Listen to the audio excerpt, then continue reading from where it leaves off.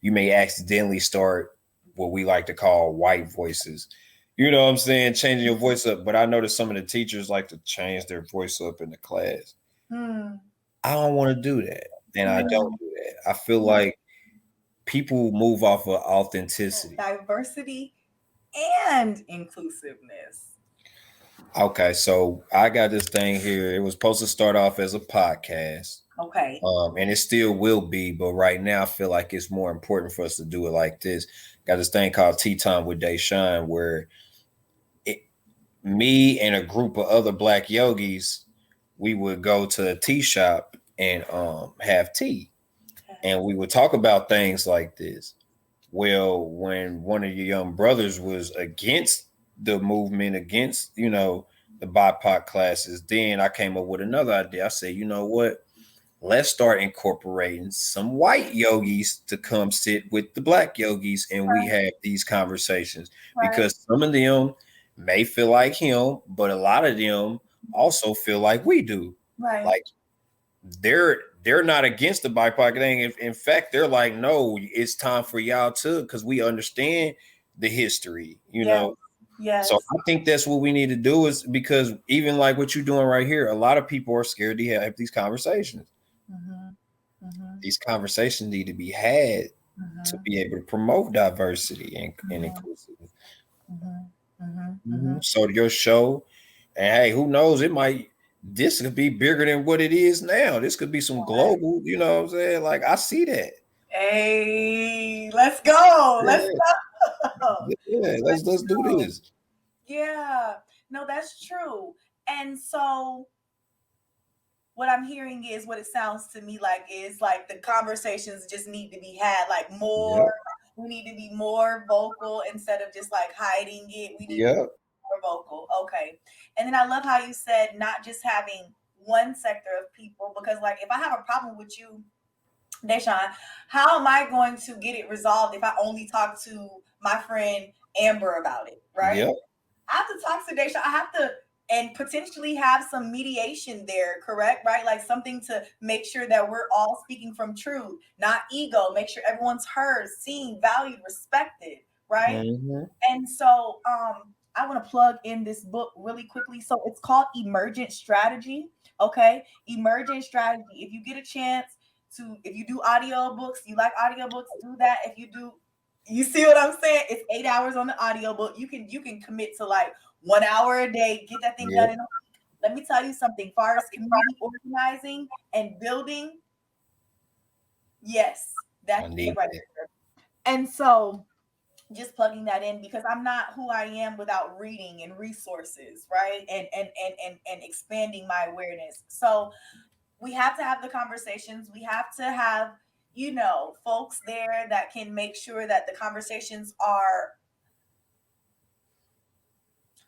educational, definitely. Are, forward focused, because we don't want to get together and trauma bond. Like right now, this is not trauma bonding. This is us coming up with solutions. Exactly. Yeah. And that's really what I'm big on. Like, I don't want to trauma bond. I don't want to talk about, like. Yeah, I ain't into that either. Like, you know what I'm saying? So definitely. I have a question about your tea talks and stuff. Is that still going right now? Like, have you? Okay. So, and right now it's just us gathering. So I haven't made we haven't sat down and got no paperwork together or decided to do this today. It just started off as just us just having, formal conversations, and then a couple of them was like, no, we need to really make this a big deal. And it's funny. So let me tell you about this. I seen this. This is the first time I'm gonna mention this, and I'm gonna mention it on here too. Yeah. So I'm sure you're aware that people pay you attention, right? They may not speak to you. They may not share anything. They might not like anything, but they are paying attention to you. Have you ever had anybody see you out in public and be like, hey, you still doing whatever it was you were doing at the time? And it's like, yeah, I am. But then you're thinking like, how would you know because you ain't shared or liked or inboxed me or anything saying that you liked anything or disliked anything. So I noticed like when I do stuff here, like even with the tea time, I noticed that now I seen something floating around where there's a group of people, well, they're putting out, hey, let's meet over coffee and talk about the problems and diversity and yada yada yada. And they got a whole flyer for it and everything. And it's like, I know for a fact wasn't nobody thinking about that idea until I started doing it. So it's like, I see you watching. I'm honored because now maybe you can touch people that I can't touch. But it's like, come on now, let's not do that. You know. And it's weird because people are watching, and that's why it's good to have these conversations, because it's like, come on now, what we doing? We going what are we doing? Yeah, and see, with that, especially being first, right?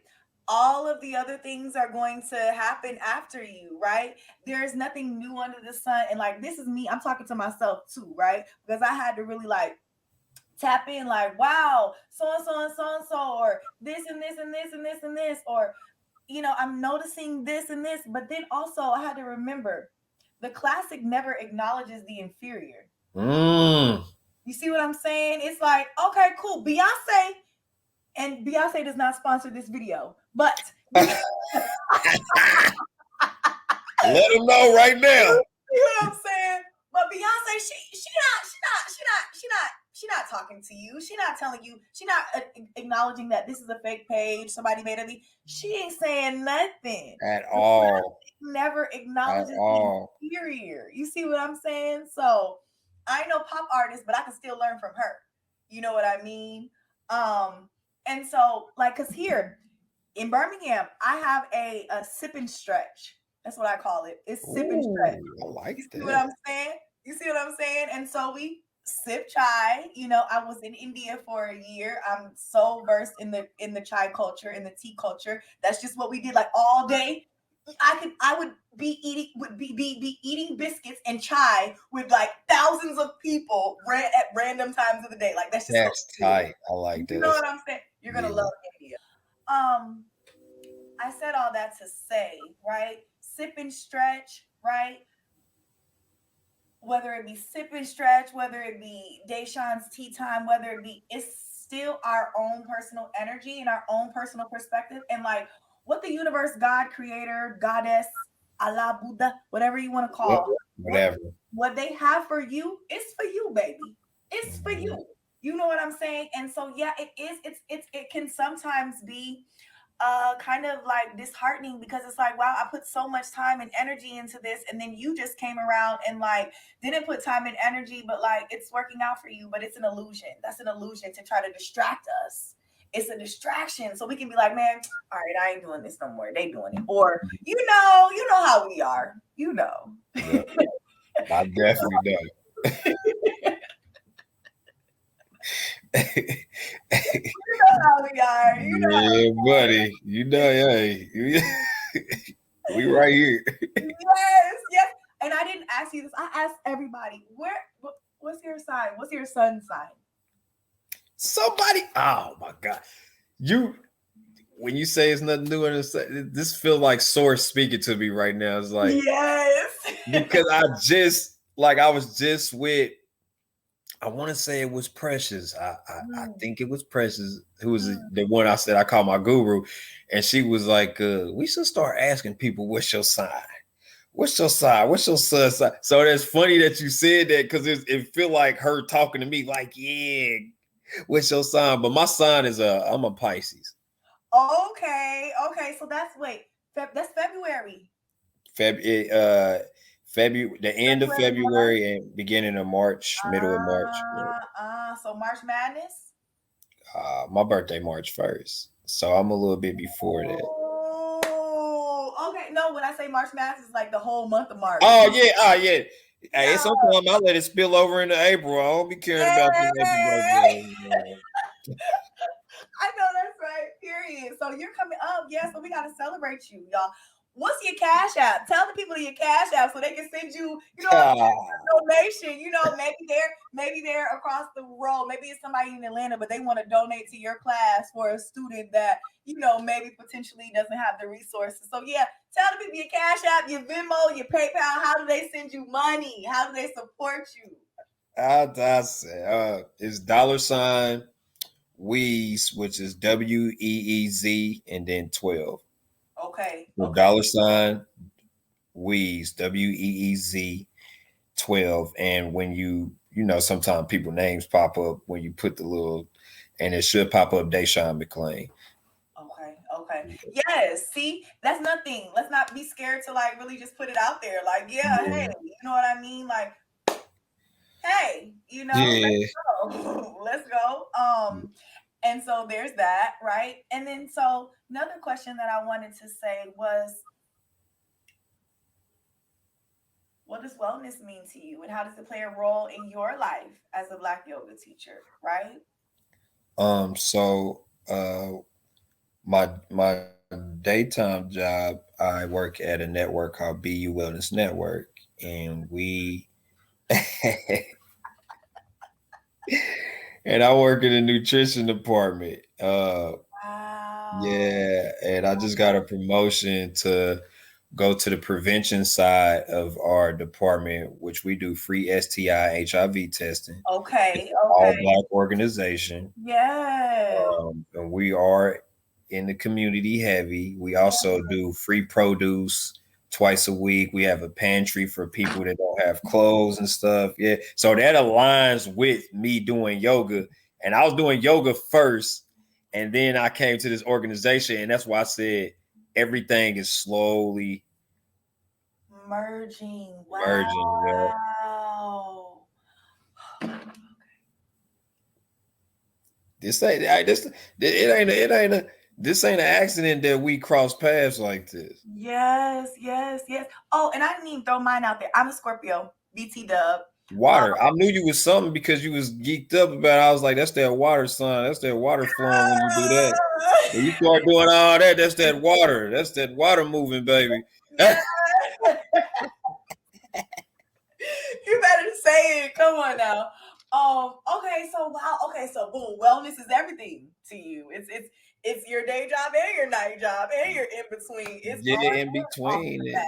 It's Yeah. part of my routine. All of like for one, I've been I'm gonna say plant based. I hate the term vegan, but I've been plant based for 4 years. Okay. Okay. And what got me into that was uh a couple people in my family dying from cancer and diabetes and stuff like that. And I wanted to take my health more serious. Even, we can work out all day long, but if you're still not taking care of the inside, then none of that even really matters. I mean, I know, of course, cardio strengthens the heart and the lungs and stuff like that, but then there are people that are doing that and they're still dying from these same diseases that are out here.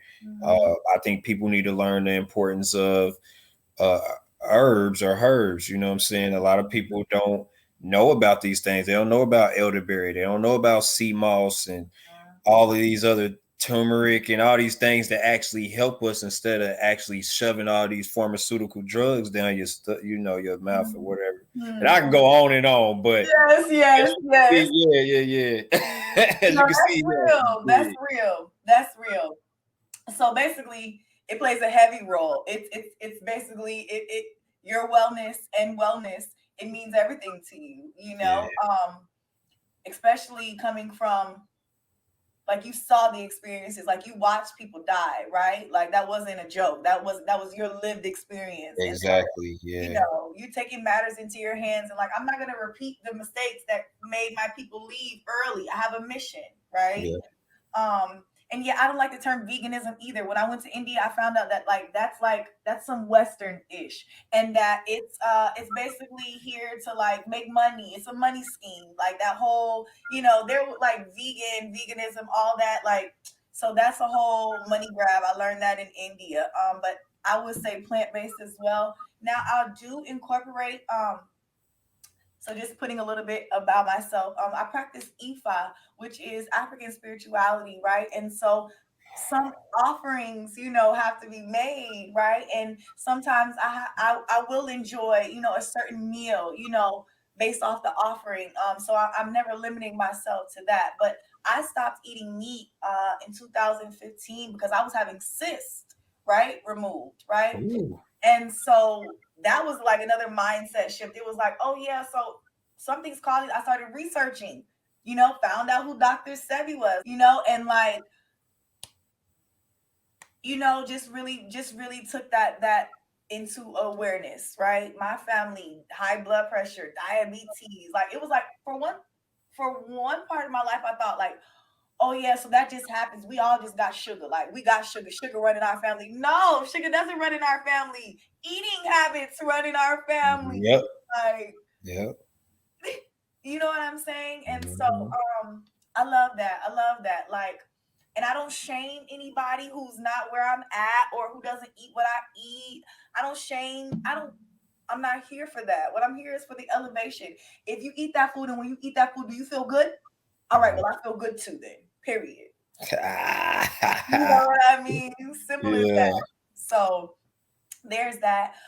Getting back into the thick of it. And I think this will be one of our last ones, just so that we can, save some for another time, right? We don't want to give them all in Nah, you don't want to do that. first,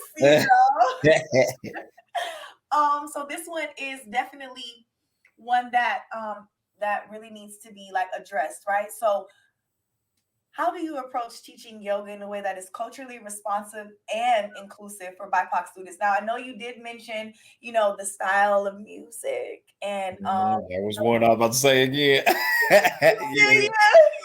I'm paying attention. But Yeah. no, even include that as well. But just like, share your experience of like how you bring your blackness to the room.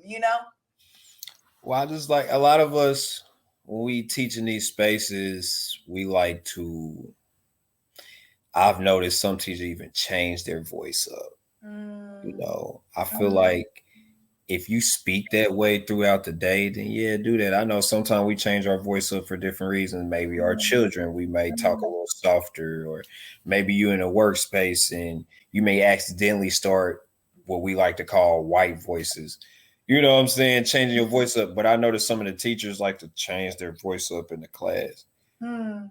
I don't want to do that. And I don't Mm. do that. I feel like people move off of authenticity. Mm. So if they feel like you're being authentic, that's going to draw them in. Even Absolutely. me, I'm very goofy. Yes, yes.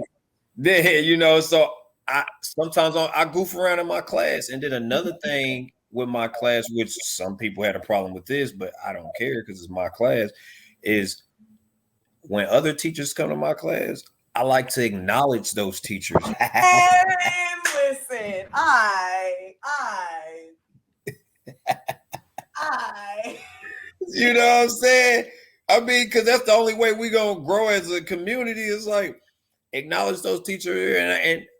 There's been times I let them all come up. I remember one day I had called all the teachers. It was 5 black yogi teachers. I've called them all up, and I told them to tell where they teach at, where they can be found at, and what they have coming up. I don't care about them maybe not coming to my class one day and going to another class. You know why? Because I feel like I've already done my job by even bringing all of us together. So I'm not about to get jealous if my class is down to 5 people because they might go to, whoever class, because eventually they'll come back. And if they don't, they started in my class anyway. So I'll see you in passing. I don't care about that. And that's how that's how you be inclusive. Like, Yes, and yes. then you meeting people where they are. Somebody may not be able to get into a triangle pose or whatever, and you let them know that that's okay. If your body doesn't allow you to get in there, who am I to come over there and be like, oh man, you can do it, you can do it, you can do it. It's like, if you can't do that, then that's okay. We'll put forth the effort, and that's okay. You got blocks for that. We have Yes, all these other things, and if you still not up for it, just stay there and breathe. You don't have to do anything. All of this is optional. yes, yes. And once they realize that, damn, this really feels good in this class, I want to start going to this. Once I'm not yelling at them and doing all this extra stuff, It's like, no, that's why people come to my class. And then one more thing I'm gonna say is this is a real key that I do too. So I know I'm a yoga teacher. I've been teaching, I'm really like the newest kid on the block. Okay. You know, only been teaching for 6 months. A lot of the teachers that I've encountered been teaching for 2+ years. Some of them 15, some of them 10, whatever. They've embraced me. I think the reason why they embraced me because of my voice. Like my throat chakra is all the way open. Yes. Like I'm very boisterous on how I feel. I'm always authentic when it comes to talking about our people. And I periodically I hit up a teacher. Hey, you want to teach with me? That'll get a class, a chance to be able to see how you teach and maybe want to come to your class. Plus, it'll be helping me out because I don't want to teach by myself all the time. I like teaching with other people. And that brings people in too, because there's nobody in Indianapolis. I don't care what you hear out there I don't care if they've been teaching 30 years, 20 years. I am the only one in Indianapolis that continuously bring other Black yogis into space to help me teach. Wow. One thing I will say, in which I tell my students this, I like to tell my friends this, is remember to take it easy on yourself because it's hard out here. This is a very cruel world that we live in. It doesn't matter if you all the way in Africa. It don't matter if you in Australia. It don't matter. It's a cruel world that we live in. So you have to make sure that you take it easy on yourself. Make sure that you understand that you are loved. You are seen. You are heard. You are beautiful. We must remember those things. And if you remember those things, everything will be better. You see the sun, this is a little glare because the sun's shining in. Yes. You know what I'm saying? Hey, how you doing? But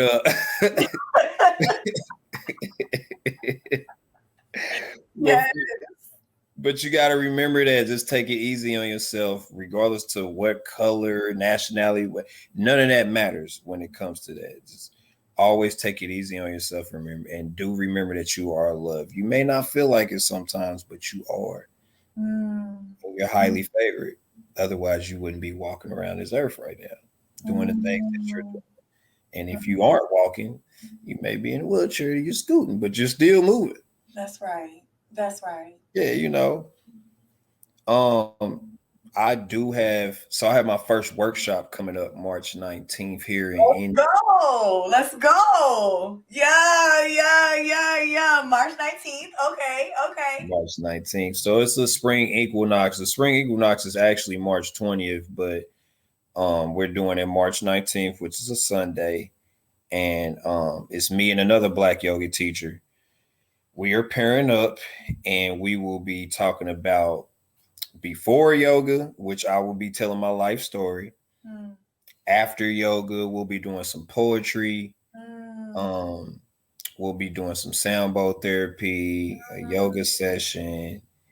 And what else we said we was going to do? There's some other stuff going on, but it's a 2-hour event. Okay. $40 investment. Okay. And it's going to be beautiful, especially me and him. We got a lot of similarities, totally different, but a lot of similarities. And I love that brother. And then I got Mondays and Saturdays I teach at our yoga studio. So, of course, I think you guys everybody's tuning in. So some people might be on Eastern Standard Time. People might be on Central Time. I know here, so I'll just tell you here, we're on Eastern Standard Time. So okay. My class, like tonight, I have class at 7:30 p.m. to 8:30 p.m. Okay. In Indianapolis, people know that it's a hot yoga class. Okay. But I just started online classes too for people of color, to be a color or indigenous or whatever you identify in the letters of the BIPOC. Okay. They can tune in for free. Okay. And so anytime y'all want to jump in online, y'all can. Welcome. It's a donation-based class, and it's open to all the BIPOC people. It's on Mondays, and then Saturdays at 2:30 p.m. to 3:30 p.m., which y'all would probably be an hour behind if you were Central Standard Time. Okay. And that's free too. Just you log in, which I'll send you the link if you want to post it. You log in, and they'll send a Zoom link to you. And you just get into there. I set the tablet up in the room.